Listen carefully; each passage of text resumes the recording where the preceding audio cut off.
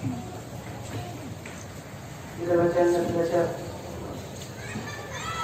Bismillahirrahmanirrahim. Bismillahirrahmanirrahim. Nawaitu ta'alluma wa ta'lim wa naf'a wal intifa'a wal mudzakarata wal tadhkir wal ibadata wal istifadata wal hadha 'ala tamassuki bi kitabillah wa sunnati rasulillah ibtigha'a wajhillah al-karim wa ridwanihi wa dawamihi wa la hawla wa la quwwata illa billahil 'aliyyil 'azim.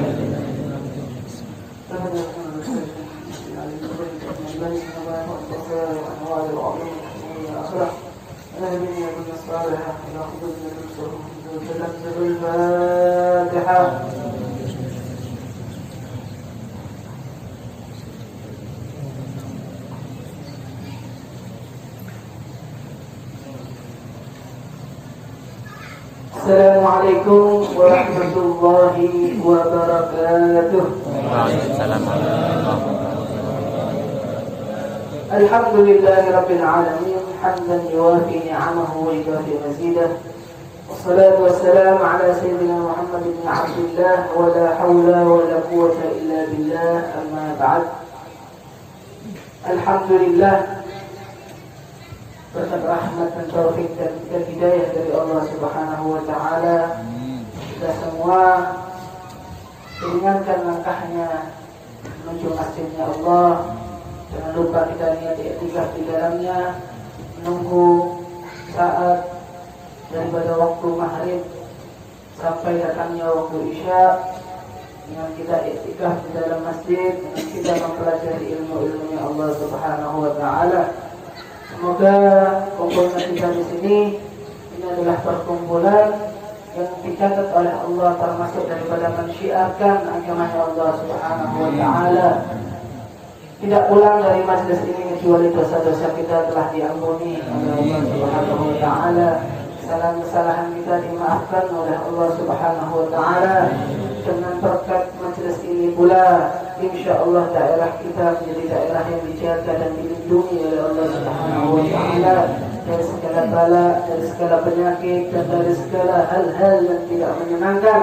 Dan kita juga insyaallah dikasih panjang umur oleh Allah Subhanahu wa taala, sehat walafiat, dikasih keberkahan di setiap urusan kita, sehingga kita semua selalu bisa menjaga daripada tali silaturahmi kita, sehingga kita juga bisa menjadi hamba yang beruntung di dunia maupun akhirat, hamba yang bahagia di dunia maupun akhirat, dan kita semua diridhai oleh Allah Subhanahu wa taala. Amin amin ya rabbal alamin. Kemarin belum di Jawa setengah tahun, di orang itu setengah tahun pengajian di masjid ini masih istiqomah nih, masih istiqomah dijalankan. Jangan melihat siapa yang ngisi nih, tapi duduk, lihatlah fadilah kita duduk di majelis tersebut. Jangan bukan ustaz ini yang ngisi, bukan habib ini yang ngisi. Jadi akhirnya merubah daripada niat kita. Kita niat duduk di majelis untuk mendapatkan fadilah daripada duduk di majelis tersebut, sehingga kita juga mendapatkan sir rahasia dari ilmunya Allah Subhanahu wa taala. Kira-kira awas tidak bertemu, lama nggak ketemu, jangan melihat ada perubahan apa enggak? Apa Mas? Tak lihat tambah gemuk-gemuk ini. Efek lockdown. Sumpah gue makan terus. Akhirnya di rumah makan terus, menghilangkan sumpah. Insyaallah nih kesumpahan kita diangkat oleh Allah. Wabah ini cepat diangkat oleh Allah Subhanahu wa taala, sehingga kita bisa normal kembali, bisa aktivitas dengan normal kembali, sehingga juga bisa silaturahmi seperti ini kembali. Kemarin kita susah untuk kumpul seperti ini, bersilaturahmi seperti ini. Padahal ini adalah majelis kebaikan yang mana daripada fadilah kekhususan yang ada di dalam majelis itu bisa mengumpulkan orang kaya dengan orang miskin. Orang yang kaya dengan orang miskin, orang yang berilmu dan orang yang tidak berilmu, yang pandai dan yang bodoh bisa berkumpul di satu majelis. Tapi kalau di luar, ya nggak bisa. Wah, kalau kumpul di sini harus punya titel. Kemudian kalau kumpul di sini harus memiliki harta kelas menengah ke atas. Tapi kalau di majelisnya Rasulullah SAW itu kaya, miskin, bergabung. Orang yang pandai dan orang yang bodoh bersatu di dalamnya, bersatu menjalin silaturahmi. Jangan sampai terus sudah di majelis kita nyambung silaturahmi, pas kita keluar daripada majelis, kembali seperti semula lagi. Putus silaturahmi, kada berkawan. Di majelis seolah-olah duduk berdekatan. Pas ternyata keluar, ternyata saling mencela satu sama lain, saling mencaci satu sama lain, saling menghibah satu sama lain. Akhirnya terjadi perpecahan. Nah, ini yang tidak diinginkan, tidak disenangi oleh Rasulullah SAW. Sebagaimana Rasul mengingatkan kepada kita, man qati ar-rahim, barang siapa yang dia itu memutus silaturahmi, la yadkhulul jannah, tidak akan bisa masuk surga walau mata fi jawfil Ka'bah, walaupun dia meninggal ada di dalam Ka'bah. Bayangkan, orang ini Rasulullah nggak ngomong orang meninggal di kafe, orang meninggal di taman, di alun-alun, enggak, atau tergeletak di pinggir jalan, enggak. Yang Rasulullah katakan orang meninggal di dalam Ka'bah, tempat yang dimuliakan oleh Allah Subhanahu wa Ta'ala. Nah, ini tak bisa masuk surga. Bayangkan, siapa dia? Yaitu orang yang sengaja memutus daripada silaturahmi. Sudah, ulun tak mau nyapa lagi sama saudara, tak mau nyapa lagi sama sepupu, sama orang tua, sama tetangga, sama sahabat. Ya Allah, hati-hati, jangan sampai kita masuk dalam kategori ini, tidak bisa memasuki surganya Allah Subhanahu wa Ta'ala. Na'udzubillah min dzalik. Karena kita nih Pak, kalau dikatakan hubungan antar manusia ini memang paling susah.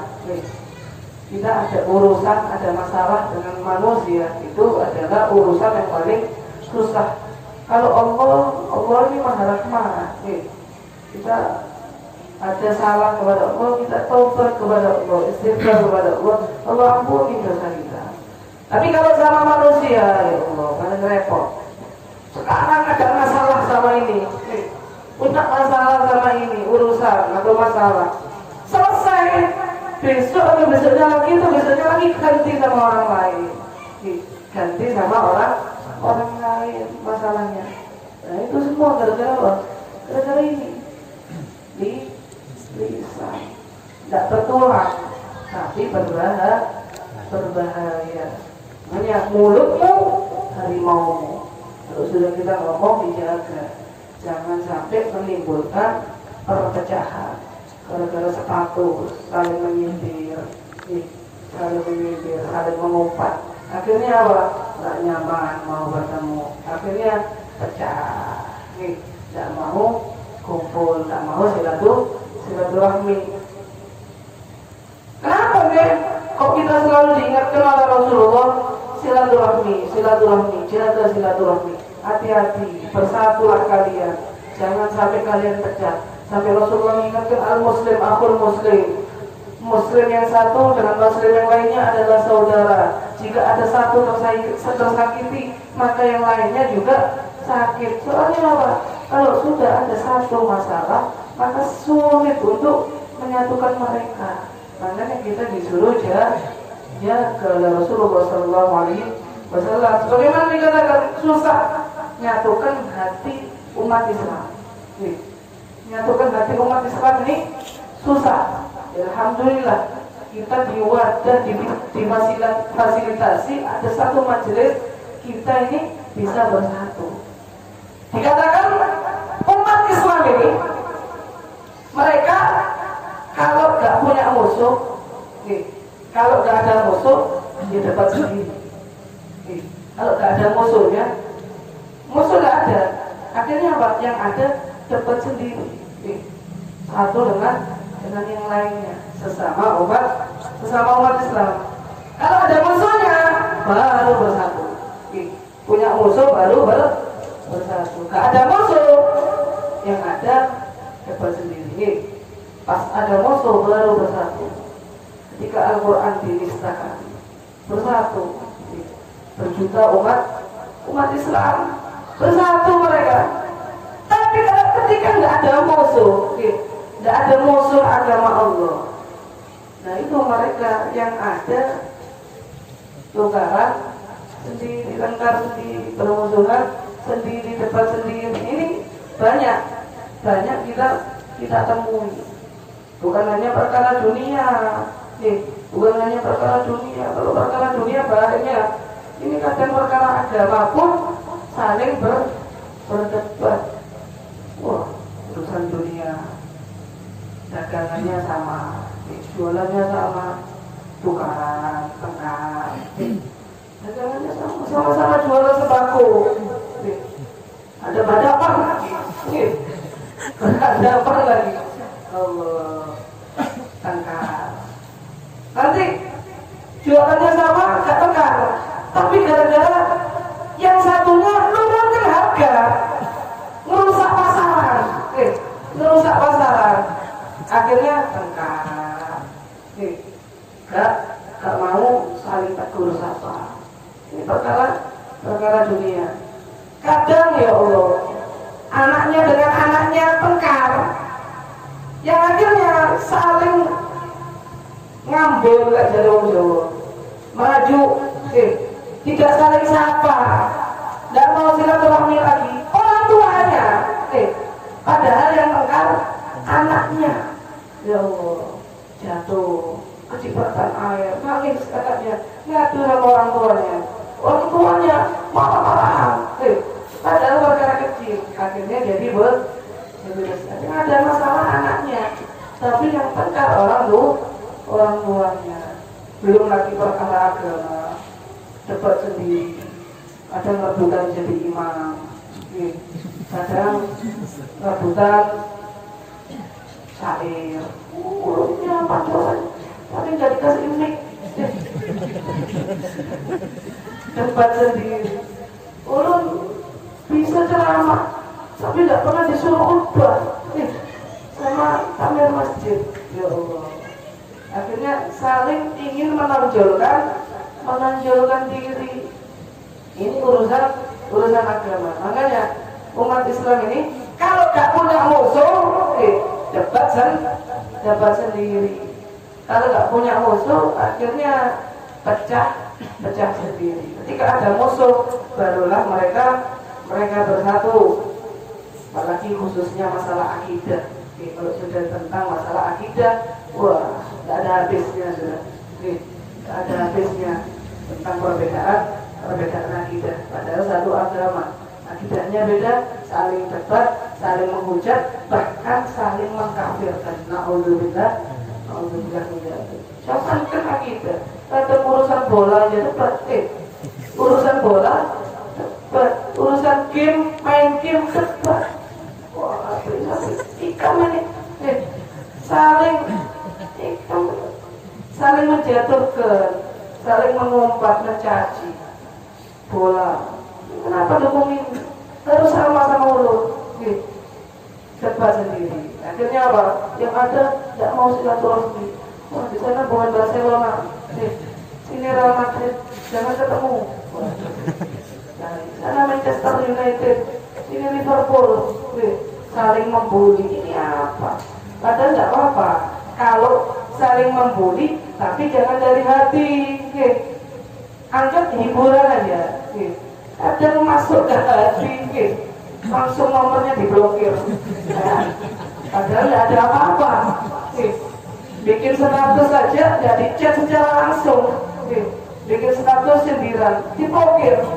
Ini statusnya nggak pernah nyaman, selalu nyindir timulur, akhirnya diblokir. Pas dia mau telepon bingung, kok gak nyambung. Ternyata nomornya diblokir gara-gara urusan bola. Itu umat Islam kalau gak punya musuh, akhirnya berdebat sendiri. Siapa yang bisa menyatukan mereka? Yang bisa menyatukan hati umat Islam yaitu Allah Subhanahu wa Ta'ala. Insya Allah kita semua kasih hidayah oleh Allah nih. Sudahlah, kalau ada urusan atau masalah bicarakan baik-baik, bicarakan baik-baik, datang musyawarah, insya Allah ketemu jalan keluar. Saling maafkan. Ulun ingatkan berkali-kali, orang yang mudah memaafkan itu adalah orang yang mulia, karena dikatakan memaafkan ini adalah perbuatan yang mulia, hanya bisa dilakukan oleh orang mulia. Lihat Rasulullah, contoh Rasulullah ketika dimusuhi oleh orang kafir. Orang kafir, ini orang kafir, bukan sesama agama muslim, orang kafir. Rasulullah diludahi. Dia pernah diludahi. Dia tuh nggak pernah bersapa sama orang, gak nyapa, gak mau tanya kabar. Itu dia pernah diludahi benar? Pernah? Hah? Gak pernah. Kadang akhirnya gak nyapa, gak mau silaturahmi sengaja. Ulung kena dia gak mau ketemu lagi. Gak ada apa seperti itu kalau sudah mau selesai urusan, tapi jangan lupa terlebih dahulu untuk memaafkan, saling memaafkan, berelaan. Kalau ada apa-apa sudah kosong-kosong, tidak ada istilahnya hal-hal yang mengganjal di hati lagi. Saling berelaan dulu, saling minta maaf dulu. Ini enggak, sudah nggak mau silaturahmi, saling kompas, saling hibah. Rasulullah setiap hari lewat di rumahnya, depan rumahnya orang kafir, diludahi. Ada di sini yang pernah diludahi? Hah? Mau ke masjid diludahi dulu sama orang? Ada? Ada? Masya Allah. Kalau sabar berarti itu Rasulullah. Ini diludahi, dilempari kotoran. Ada? Dilempari kotoran unta, kotoran kambing, dilempar ke Rasulullah. Ya Allah, bayangkan dakwahnya Rasulullah. Tapi apa balasan Rasulullah? Apakah Rasulullah pernah membalas dengan saling caci maki ataupun nggak negur dia, merajuk, nggak mau silaturahmi kepada dia untuk saling memaafkan? Tidak. Justru Rasulullah lah yang pertama kali menemui dia ketika dia sakit, sehingga berkat akhlak Rasulullah orang tersebut mendapatkan hidayah dari Allah Subhanahu wa Ta'ala, sehingga memeluk agama Islam. Contoh Rasulullah, jangan yang dicontoh orang yang nggak betul, tambah dipanasi kompori, ya dikompor. Ini biar nggak usah sudah kumpul sama buahnya, itu juga gini dipanasi tambah. Bukan jadi penengah bawa panas-panas. Nah, ini yang nggak betul. Akhirnya apa? Yang dicontoh bukan Rasulullah, tapi yang dicontoh orang yang nggak betul. Mari, mumpung masih dikasih panjang umur oleh Allah Subhanahu wa Ta'ala, kasih kesehatan, berarti itu masih dikasih kesempatan oleh Allah untuk nambah amal, untuk nambah amal kebaikan. Biar masih dikasih kesempatan untuk saling memaafkan, dikasih kesempatan untuk nyambung silaturahmi. Barangkali biar ada masalah dengan keluarga biar, orang tua biar, tetangga biar, saudara, sepupu, ataupun sahabat, ataupun sesama jamaah, ada masalah, biar sekarang dikasih panjang umur, dikasih kesempatan oleh Allah untuk saling memaafkan. Kalau sudah memaafkan, sudah selesai sudah. Misalnya kalian mau apa, terserah urusan masing-masing. Yang penting jangan lupa untuk saling memaafkan. Ketika ketemu jangan lupa salam. Paling enggak senyum. Ini enggak. Sudah maafkan, saling maafkan, ketemu bangun. Ketika di depan orang saling hibah lagi. Padahal sudah saling memaafkan. Jangan Kalau sudah selesai sudah. Jangan diukir-ukir lagi. Akhirnya tadi kita masuk kategori tidak bisa masuk surga. Kenapa? Karena sengaja memutus silaturahmi. Ngomong masih dikasih panjang umur, manfaatkan. Kita masih dikasih kesempatan oleh Allah untuk saling memaafkan, untuk menambah amal baik. Sekarang ini umur ini tidak ada yang tahu. Orang sehat tahu-tahu meninggal, muda meninggal, tua kan nunggu tua dulu. Apalagi zaman COVID ini ya Allah. Ya Allah semua yang kesehatan. Maka ya Allah, kita banyak orang yang telah meninggal dunia mendahului kita. Padahal mereka yang meninggal itu mereka mengira diri mereka besok masih hidup. Mereka yang telah meninggal dunia, mereka mengira diri mereka besok masih hidup. Dia sama dengan kita.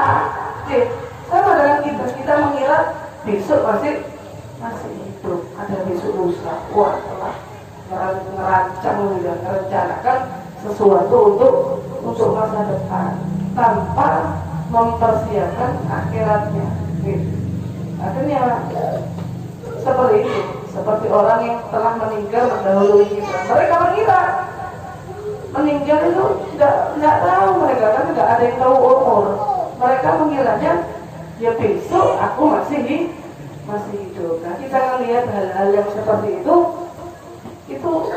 hendaknya kita jadikan pelajaran.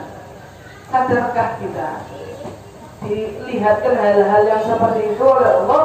Sadarkah kita? Apakah kita masih gak mau nambah amal kebaikan kita? Ya Allah, kalau melihat orang meninggal itu apalagi banyak harta, kasihan. Belum lagi nanti dihisab gara-gara hartanya. Pas dia sudah kritis, kaku nggak bisa apa-apa di atas kasur, tahu-tahu dia itu bingung mau apa, nggak bisa apa-apa. Anak-anaknya nggak ada yang dididik dengan didikan agama. Ternyata apa? Anak-anaknya ketika dia sudah nggak berdaya di atas kasur, anak-anaknya sibuk mau jual tanah, sibuk mengumpulkan hartanya ada berapa, hitung-hitungan. Ini masih di atas kasur. Nah ini bahaya. Hendaknya orang itu mumpung belum nyesel hartanya, gunakan untuk jalan yang betul, di jalan Allah Subhanahu wa Ta'ala. Jangan sampai sudah hartanya banyak, ternyata nggak pernah zakat. Hartanya banyak nggak pernah zakat. Hartanya banyak nggak pernah sedekah.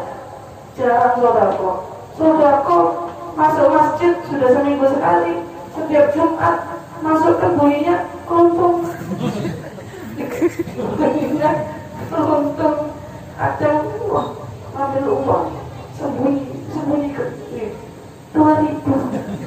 Oh, hartanya sampai 2 M lebih. Masuk ke masjid 2.000 itu pun ingat Jumat yang depannya sekarang sudah ngasih 2.000. Ini kadang model manusia ini dikatakan anas ajinas, manusia ini macam-macam jenis. Nah kita mumpung dikasih kesempatan mari sadar. Kalau sudah dikasih harta yang banyak, ya gunakan harta tersebut di jalan Allah. Kalau kita merasa ya Allah, orang ini kok sudah sakit-sakitan itu hati-hati. Itu kadang-kadang ditegur sama Allah. Gitu, kamu punya harta banyak, hati-hati. Didik anak-anakmu dengan didikan agama yang betul. Kalau enggak, mereka bakal salah jalan. Justru ketika kamu mau meninggal, bukannya mereka khawatir dengan kesehatanmu, justru mereka khawatir dengan harta-hartamu. Jangan sampai ulun nggak dapat bagian. Saya nggak dapat bagian, harus dapat. Ditanya, bapaknya sakit. Pak, tangannya di mana coba? Sakit ini sudah. Harta yang dipanggang aja. Berapa Pak? Aduh. Kesian ada orang tua yang seperti itu. Ini sudah capek dapatkan dunia yang begitu banyak. Ternyata pas mau meninggal dia tidak meninggalkan anak yang soleh ataupun keturunan yang soleh yang bisa mendoakan mereka semua kelak di alam kubur. Kita bersahabat juga, sahabat dengan sahabat yang baik, yang mana nantinya sahabat yang baik tersebut juga akan mendoakan kita ketika kita di alam kubur. Berbuat baik sama seseorang, jangan pelit di dalam berbuat baik. Kalau bisa dengan harta, dengan harta. Kalau bisa dengan lisan, dengan lisan. Kalau bisa dengan kekuatan, ya dengan kekuatan. Terus berbuat baik. Sehingga apa? Orang baik ini tidak akan nyesel. Walaupun dia ulun teriak, tidak apa ketika itu riak. Terus dilatih. Dilatih dalam berbuat baik terus. Tapi kalau pengen berhenti, itu berarti dari setan. Setan itu ulun teriak tidak ikhlas. Jangan, itu setan. Terus berbuat baik. Sehingga nanti pengen sedikit demi sedikit bisa ikhlas. Nah kalau pian sudah berbuat baik kepada seseorang, minimal ketika pian meninggal dunia, orang itu akan ingat dengan kebaikan pian. Kalau sudah orang itu ingat ketika pian di alam kubur, pian akan didoakan, minimal dibacakan Fatihah untuk arwah pian ketika pian di alam kubur. Kalau kita semua kasih unsur khotimah, manfaatkan kesempatan yang telah diberikan oleh Allah Subhanahu wa Ta'ala. Jangan sombong, jangan sombong. Manusia ini kebanyakan sombong, banyak harta, sombong, ilmunya banyak, sombong. Ilmu apapun itu, akhirnya menjadikan dia sombong, merasa lebih baik. Nah, itu sombong ini sifatnya iblis yang disuruh sujud kepada Nabi Adam, tidak mau, ditolak oleh iblis sehingga dikutuk oleh Allah, dikeluarkan dari surga dan akan menjadi kekal, akan menjadi penghuni neraka. Sampai-sampai diriwayatkan iblis ini saking sombongnya. Ketika zaman Nabi Musa, oleh Allah diberikan kesempatan, ceritakan, diberikan kesempatan iblis tersebut oleh Allah untuk sujud kepada Nabi Adam, untuk sujud kepada Nabi Adam. Ini perintah Allah ketika itu. Bukan berarti kita harus sujud kepada manusia, enggak. Ini perintah Allah kepada iblis untuk sujud kepada Nabi Adam. Dan itu iblis menjawab, ketika hidup aja aku gak mau, apalagi ini sudah mati kok disuruh sujud, tidak mau lagi iblis. Nah dari situlah akhirnya anak turun iblis dikutuk oleh Allah Subhanahu wa Ta'ala, dilaknat oleh Allah Subhanahu wa Ta'ala. Kan ada pertanyaan, iblis kan yang salah ini iblis, tapi kok anak turunnya kok kena? Anak turunnya kan tidak salah apa. Anak turunnya ini namanya iblis juga. Itu nanti dikasih kesempatan oleh Allah untuk sujud lagi, ternyata tambah sombong. Yang pada yang hidup aja aku gak mau sujud, ini kok sama yang mati aku disuruh sujud. Nah, kalau ada orang yang sombong, berarti na'udzubillah, tempatnya dia di neraka bersama iblis. Makanya jangan sombong. Karena dikatakan manusia itu hanyalah terbuat daripada sperma.